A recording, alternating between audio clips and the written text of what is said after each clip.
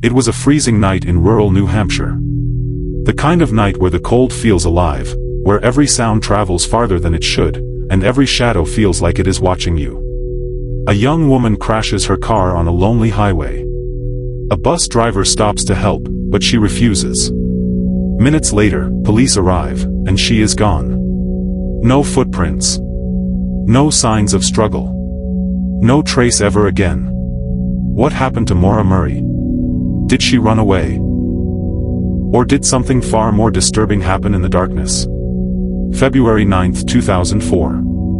A normal day for most people. But for one family, it would become the beginning of a nightmare that still has no ending. Even today, more than 2 decades later, this case continues to confuse investigators, disturb locals, and fascinate millions across the United States. Because nothing about it makes complete sense. Maura Murray was 21 years old. A nursing student at the University of Massachusetts. On the outside, she seemed like someone with a bright future ahead of her. She was intelligent, athletic, and disciplined. She had dreams, goals, and a life that looked stable to anyone watching from the outside. But sometimes, what people see is not the full story. In the days leading up to her disappearance, something felt off. Something was not right. At her campus job, Maura suddenly had an emotional breakdown. Witnesses described her as completely unresponsive, almost in shock. When asked what was wrong, she did not give a clear answer. Just a quiet statement. My sister.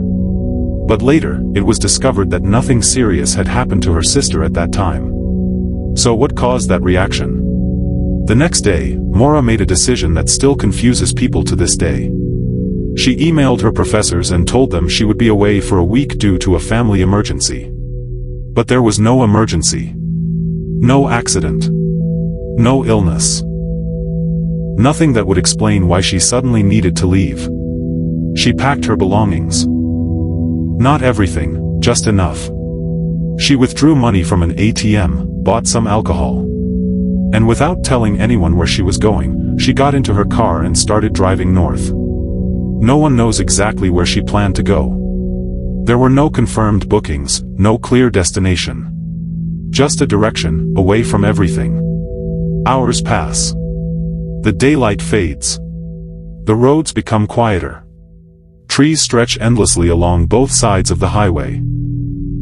Snow covers the ground, reflecting the dim light of the evening sky. Then, somewhere along Route 112 in Haverhill, New Hampshire, something happens. Her car crashes. It is not a major highway.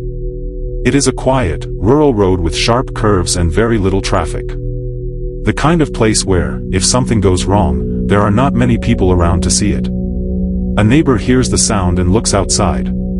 Another driver passes by. And then, a school bus driver named Butch Atwood notices the crashed vehicle and decides to stop. He walks up to the car and sees Maura. She is alone. Shaken, but not seriously injured. He asks if she is okay. She says yes. He offers to call the police. She refuses.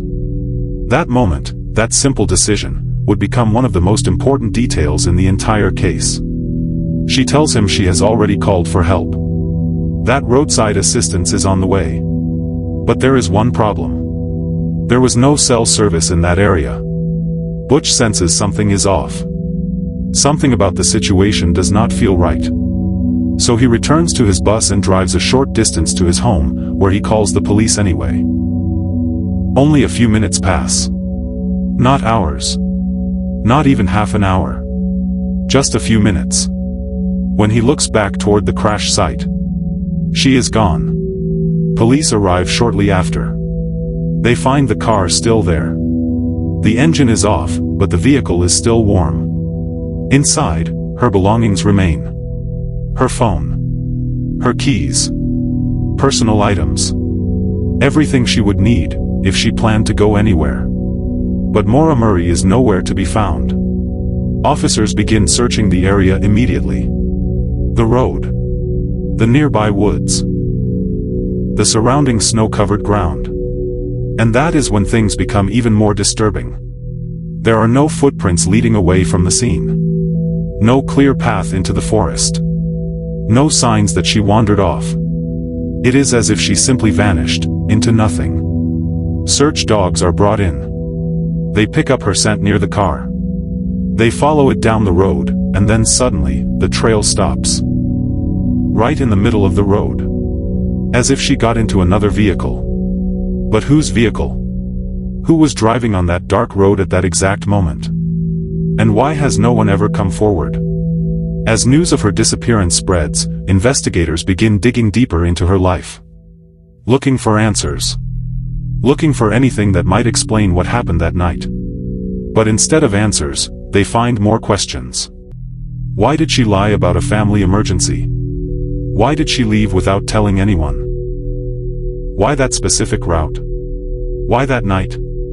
Some believe Maura planned to disappear. That she wanted to escape her life and start over somewhere new. It would explain the sudden trip. The secrecy. The lack of communication. But if that was her plan, why abandon her car? Why leave behind everything? Why create a situation that would instantly trigger a search? Others believe she was the victim of an abduction. That someone saw her stranded on the side of the road and took advantage of the situation. A passing car. A stranger. Someone who knew the area. It would explain the sudden disappearance. The lack of evidence. The scent stopping in the road. But again, no witnesses. No reports. No solid leads. Another theory suggests she panicked after the crash. Maybe she had been drinking. Maybe she feared getting into trouble. So she ran into the woods to hide. But the conditions that night were brutal. Freezing temperatures.